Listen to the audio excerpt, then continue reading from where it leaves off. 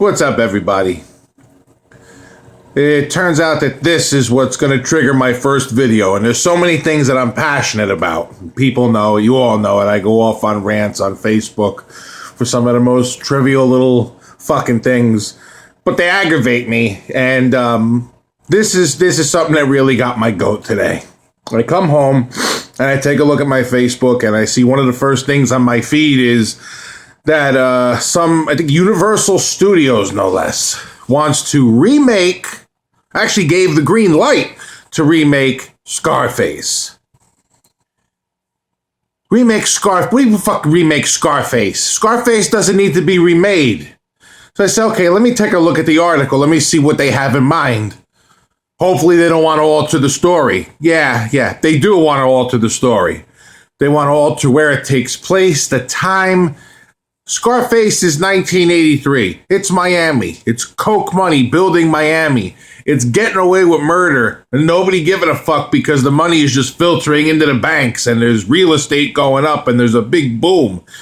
No, they want to remake it in present day Los Angeles and make it about a immigrants rise to power in the criminal underworld. It's great.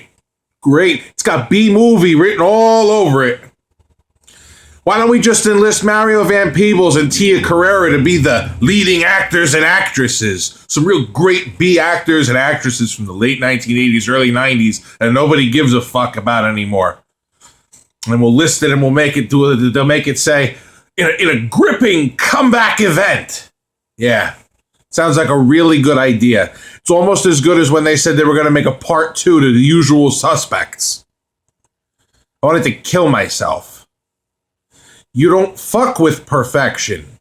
Usual Suspects was perfect with one part, and that's the way it ends.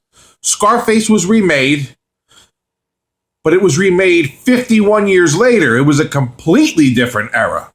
All right? It was originally made in 1932, and it was about an Italian's rise to power in criminal underworld, and it was just, 1930s. I mean, you're not talking about great special effects or anything that's really gonna suck people like us in who are used to all these movies with great special effects.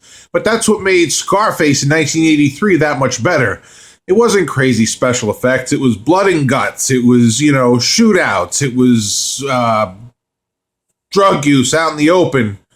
There was no need for any special effects. There was a story. There was Tony Montana, who was two-dimensional. There was no strings to be pulled. He was who he was. You don't need to change the story. Leave it alone. It's like, somebody in Universal Studios said, I've got a great idea. And another person with a lot of cash backed them and said, yeah, let's do it. Yeah. Let's fuck something up that's really good. Fuck up a franchise. You want to do the franchise a favor? Remaster it. Re-release it in the theaters. Put some deleted scenes that we all may not have seen, and I guarantee you, people will flock to the theaters. It'll create mass hysteria. People will be reliving when they first saw it. They won't be able to wait to get to the theaters. I mean, people are going to be disgusted the same way I am when I read that we're going to remake Scarface in present day Los Angeles. Fucking shit.